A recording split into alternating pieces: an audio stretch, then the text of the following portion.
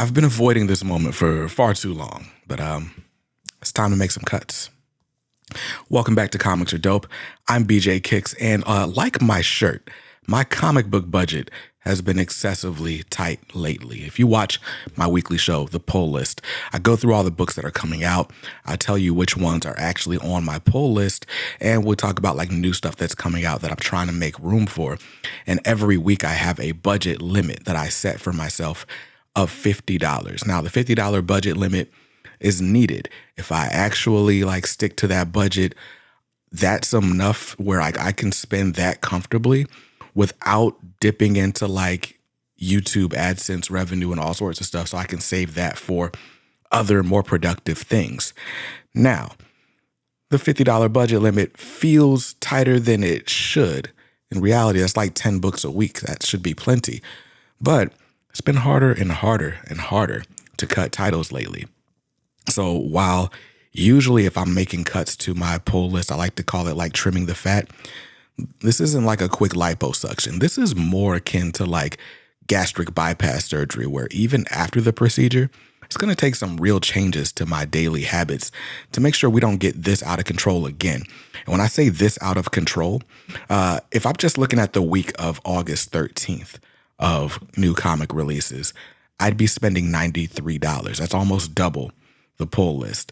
The week of August 20th, it's not much better. $81.11. In the week of August 27th, $74.34. There is not a under budget week in sight as I'm going through my list. The closest thing I have to an under budget week right now is the week of October 1st. And part of that is because everything hasn't quite been listed in the solicits yet. But even then, I'm at my max budget of $50 on October 1st if I don't make any changes. And so what we're going to do, for those who are unfamiliar, comic books come out every single week. New comics come out every week, Wednesday. But most series come out monthly. So you can have heavy weeks and light weeks, but, chances are if you got a heavy week this week, then next month you're looking at the same situation plus some, because new titles get added every single month. So what we're going to do, I'm going to go through each week of this month's pull list, and we're going to try to get this under budget. Now, here are a few things that I'm considering when making these changes. I wrote down my considerations. So first thing is going to like help a title stay on the pull list. How much am I enjoying it? Like, do I like this book? If so, I should keep buying it, right? Have I read it lately? There are a lot of titles that I have on the pull list that I'm buying because I liked a couple of issues of it, but then I fell behind. But I'm like, well, it hasn't proven to me that it's not good. I just haven't read it, haven't caught up. If I haven't even read it lately, the chances are I'm not going to catch up anytime soon. Another pretty heavy consideration, is this material readily available anywhere else? I subscribe to all of the comic book sort of read-on-demand subscriptions, including Global Comics, which has a lot of these titles day and date digitally. Even the ones that don't, right? Like Marvel books are available. If you buy the physical comic, then you can read the issue digitally the same day if you redeem your code. DC Ultra or DC Universe Infinite has the Ultra tier, which means that those titles that you're seeing at your local comic shop, if you just wait 1 month, you can get those online. So if I'm willing to not have it physically and it's available digitally within a reasonable amount of time, then hey, maybe that's a good reason to cut a title. Our books, is it a limited series, right? It doesn't make sense to cancel, Bitterroot issue number 5. It doesn't make sense to take that off the pull list because it's not going to show up next month. It's the end of the series. And then, so that's kind of all the questions I would ask about the individual titles. The other consideration is that I want my list to have some room to grow. I want to have some room for experimentation. There are new number ones, new series debuts. Sometimes there's one shots or annuals, and I want to have room on the pull list to pick up like a Lucy every now and then just to experiment and see what stuff's about. Because the thing with single issues is when you're limiting yourself to a budget, you can kind of force yourself to read the same stuff every single month and never branch out to anything new. And so, yeah, for me, I considered dropping single issues altogether. The reason I'm so behind on a lot of my books is we just moved, we just had a baby. So the last 6 months have been way busier in personal life than they had for like the last 6 years. And so I have less time to read. So I considered dropping single issues altogether, but I do really love like being on the sort of cutting edge of what's coming, what's happening, what's fresh. By the time stuff gets to collected editions, a lot of times the major plot points have been spoiled already. And there's a lot of stuff that never makes it to collected editions that you just got to experience the first time. So all those considerations made, I'm going to keep the pull list, but we got to cut it down some. So we're going to start we won't start with the week of August 6th because August 6th I kind of skated by. But there is one glaring book that I probably don't need to buy anymore. Actually, you know what? We will start with August 6th because there were 2 books on the pull list this past week that I probably just don't need to keep picking up. The first of which is going to be the hardest cut for the week, and that is Absolute Superman. I'm writing these down because I got to take this list to my LCS to make sure that these cuts actually get made. But Absolute Superman's written by Jason Aaron, Rafa Sandoval on art. By all accounts, it's pretty good. I read the first 2 issues and then unfortunately fell behind because it just happened to come out during my move. And the only Absolute title I'm actually caught up on right now, well, there's 2. There's Absolute Green Lantern, which I'm liking okay. And there's Absolute Batman, which I'm loving. Absolute Superman, Absolute Wonder Woman don't necessarily stand a chance just because of how far behind I am. At this point, I might as well wait for the trades. So, first casualty of this pull list purge is Absolute Superman. And next is The Amazing Spider-Man. Amazing Spider-Man, Pepe Larraz, John Romita Jr., well, those are both artists. The writer is Joe Kelly. If I can't remember the writer, that's probably a reason I should cut it. The biggest reason Amazing Spider-Man is getting cut is because the book double ships, meaning it comes out twice per month. And when books double ship, when they have like too many crossovers, things like that, I get behind incredibly quickly. So whether or not the book is good doesn't really matter if I don't have time to get to it. Besides that, I was really excited about the Pepe Larraz art in the first couple of issues. It's been John Romita Jr., who is a great artist, but it's just not the same as Pepe Larraz in the most recent issues. And so I've been less excited about getting back to them in my reading pile. So Amazing Spider-Man's got to go. Is there anything else on the week of August 6th that should go? There's one. There's one that could go, but I'm not going to do it. This is Ultimate X-Men. Ultimate X-Men, we're 18 issues in. I've been behind on it basically the entire time, but this kind of gets spared by the limited series quandary, where, yes, we still got 6 more months of Ultimate X-Men, but the collectability of having the full 24-issue run is just inescapable for me right now. So I'm going to leave that there. So for the week of August 6th, I would have made 2 cuts. That actually makes me under budget for that first week of the month, and that's exciting. So let's move on to the week of August 13th. By far the heaviest week of the month for me. If I don't make any cuts to this list, I'm looking at spending $92.69. That's after taxes and my 10% subscriber discount. So we got to make sure we're making these changes. So first up is Action Comics. That's cool, but Action Comics is safe. The first book that's not safe, though, is Aquaman. Aquaman, I've been buying when I wasn't buying it for the story. I mean, I enjoyed the story. It was fine. It's one of those titles I fell behind on and just never caught up.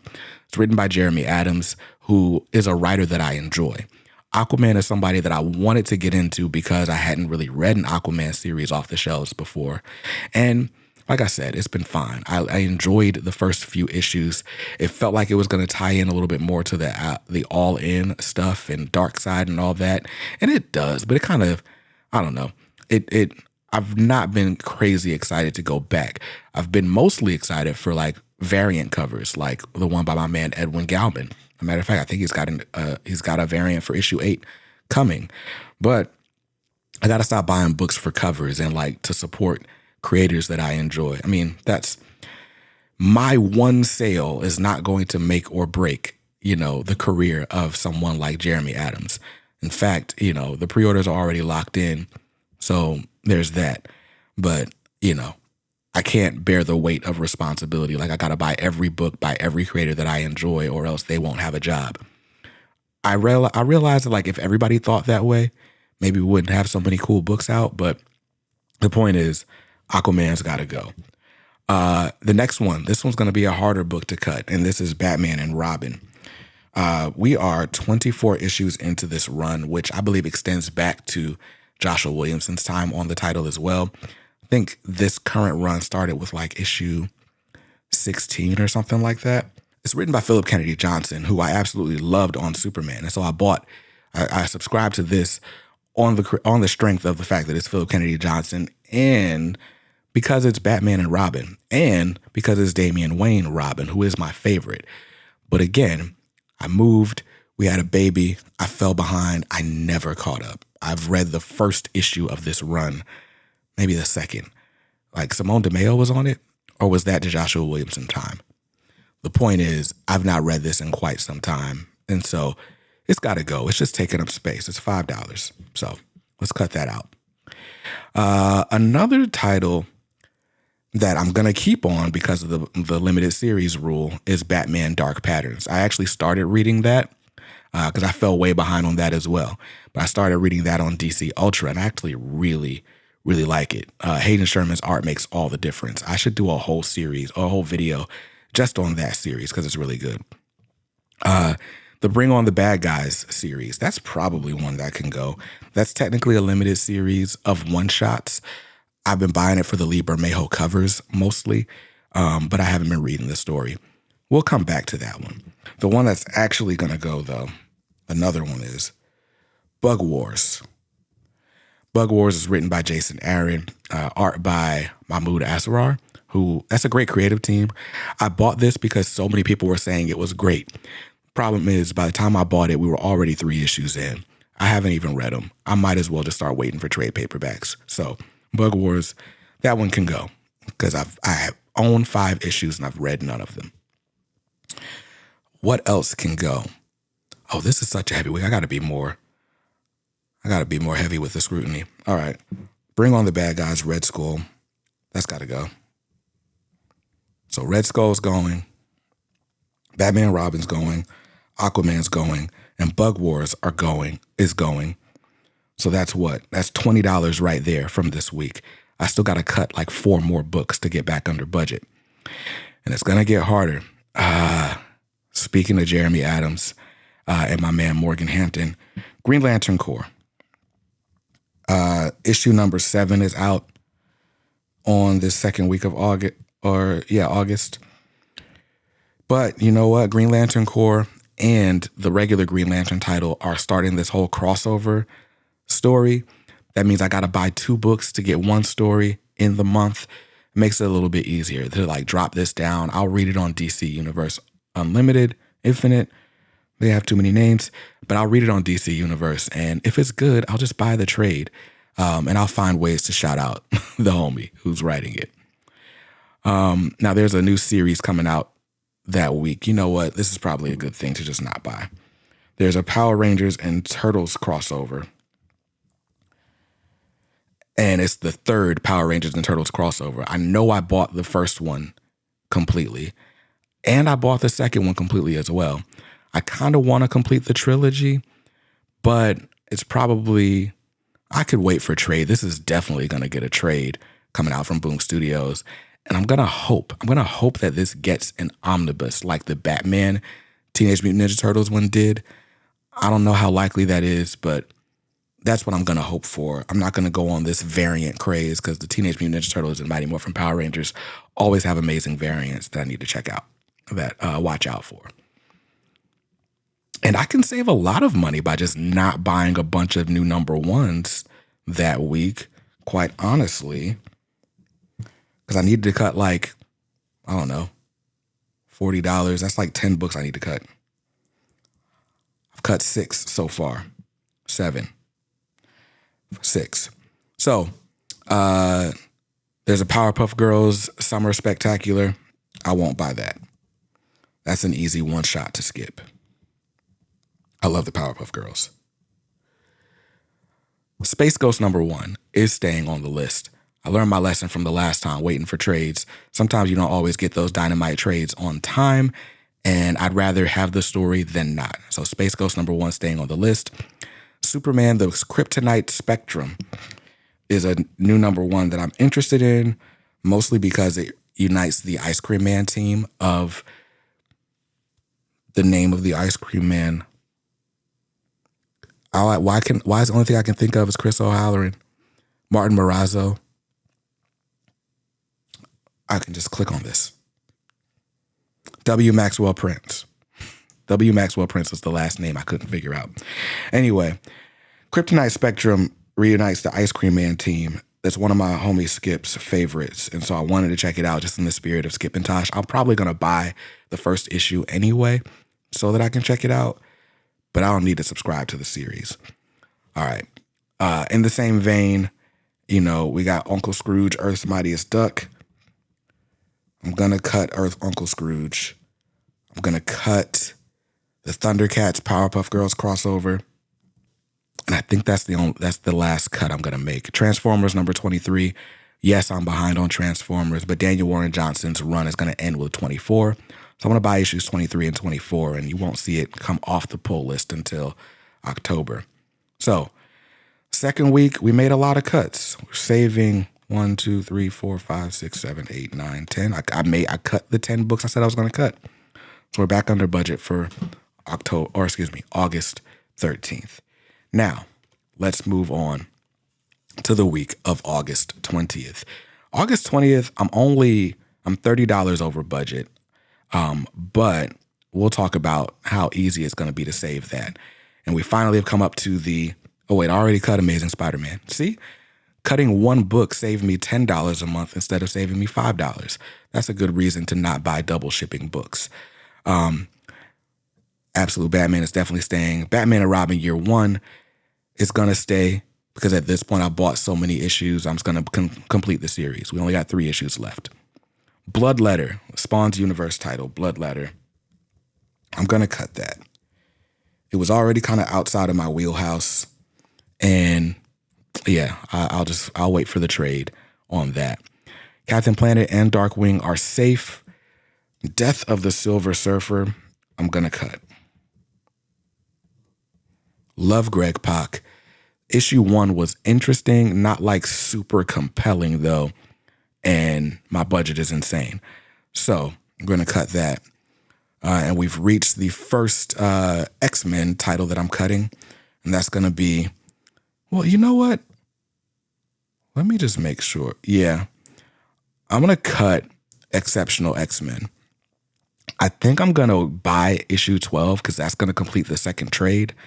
But I think I'm going to cut it from the list. Exceptional X-Men is one of those books that I bought because I was really excited to check out like the full flagship line. X-Men, Uncanny X-Men, and the Exceptional X-Men make up the flagship X titles right now, according to Marvel Editorial. But I felt like Uncanny X-Men and Exceptional X-Men were kind of doing the same thing from their debuts, where it's like they're debuting some new mutants. And I don't know. That's my issue with the From the Ashes era in general. It feels like every book is trying to be everything, and they're not different enough. And the ones that are really different get canceled way early. So I don't know. I think I'm going to just stick to Uncanny and let that be that until they do this ridiculous event where every book gets... Anyway, I don't want to talk about the Age of Revelation. So Exceptional X-Men, that's going to go, but with an asterisk, because I think I'm going to buy issue 12. Godzilla Destroys the Marvel Universe. That was really fun. It was big, dumb, fun energy. But it's the type of book that I don't need in my life all the time, especially for $5. Imperial, I'm definitely buying. All right, some new debuts. I really want to check out Marvel Allon 1. It's just the Thing fighting everybody in the Marvel Universe, but that's an $8 book. So I don't need to buy that. TMNT Journeys from IDW Publishing. This is a book written by Peter Laird. I'm going to, assume that it's going to get collected later and just not buy a new #1 of that. And I think that's the only other thing that's not safe. The Walking Dead Deluxe is safe, despite me being way behind on The Walking Dead. I want it in color, so there we are. So I needed to cut about 6 books to get back under budget for the week of August 20th. Bloodletter, Silver Surfer, Exceptional X-Men, Godzilla Destroys, Marvel Allon 1, and TMNT Journeys. No, that meets the criteria. So we're back to around $50 for that week. Oh, and Amazing Spider-Man. So yeah, I'm under budget. I got room for 1 book on that week. And now let's get to the last week of August. The last week of August is not as bad as the rest. $74.34 is my total if I don't make any changes. And let's go ahead and get to it. Absolute Martian Manhunter is going to go on a break after issue number 6, so I'm not going to cut that one. But I am going to cut Absolute Wonder Woman. Every month I say I'm going to cut that title, and every month someone is in my comments like, you are tripping. You need to just get caught up. You need to get caught up. And I always say I'm going to do it, and then I don't do it. At this point, I'll just wait for the trades. They got nice hardcovers. It'll be cool. It'll be fine. The Avengers number 29. If I'm honest, I've only been buying the Avengers because Black Panther and Storm are on the team. And, well, Storm is doing great in her solo book, so I haven't even been reading Avengers because of how good Storm has been. Black Panther still doesn't have a solo book, but it seems like he's going to be more important to this Imperial event. And so I think I'm okay to drop the Avengers. It's been a series of cover buys. Like every time like T'Challa does something cool on the cover, I'm like, oh, let me lock in again. And then I don't. So Avengers can go. Beneath the Trees, Rite of Spring is safe. It's a mini-series.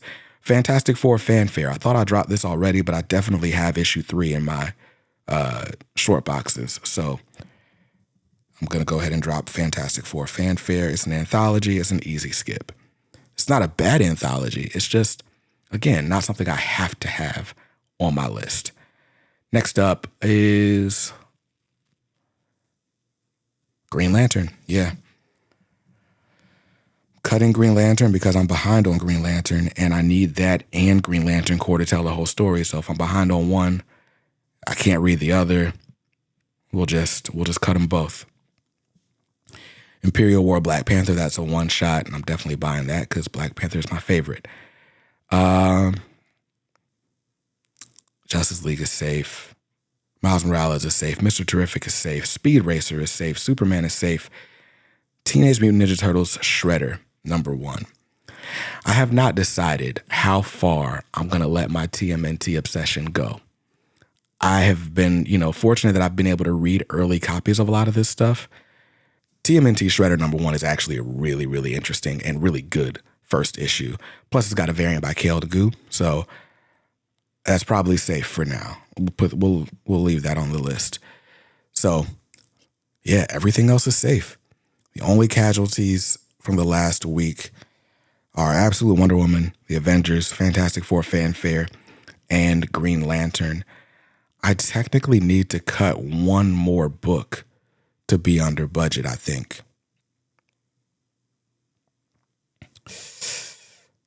I'm not willing to do it. I'll stay over budget for that week. For now. So, yeah, that's the week of August 27th. Now, let's just kind of skip ahead to September 3rd and see where we are. Yeah, there's a couple of series debuts I need to drop. Blue Falcon and Dino Mutt looks so cool. We're getting a new Batman. Oh, The Avengers is coming out September 30th or September 3rd and August 27th? Yeah, that's an easy drop. Okay. Yeah. All right. So looking ahead to September, we're already looking a little bit better. I didn't have a book or a week that was quite as bad in September anyway. So yeah, I think we've stopped the bleeding on the pull list. So that was the major pull list surgery we had to do. We had to purge a whole bunch of titles. I got 2 note cards worth of books that can no longer be on the pull list, but it's okay because these are going to make room for some other titles that we get to check out that are on the radar. So that'll be fun. That'll be exciting. I'm glad to have done it. Although, yeah, this is going to hurt. It's going to hurt sending this over to Fight or Flight Comics to get these cut off, but got to do it because there's so many titles that I don't even get to buy. Like, for example, I've been wearing this Ghost Machine hat because I love Ghost Machine. I fell behind on some of the titles, forgot to subscribe to some, so I finally pre-ordered a bunch of trade paperbacks. The Rook Exodus Deluxe edition's coming out next month. Rockefeller's just finally getting a trade. Hornsby and Halo's getting a trade. So once I read those, I might want to add those back to the list, for example. So I got to make sure the pull list has room to grow. So this was a necessary surgery. You let me know, though. How hard is it for you guys to make cuts on your pull list? Do you agree with my choices? Are you flabbergasted? Do you hate me now? You can hate me now, but I won't stop. Dang, that's a Diddy lyric. I'm going to end this video. Stay safe, stay awesome, and read something dope today. Peace.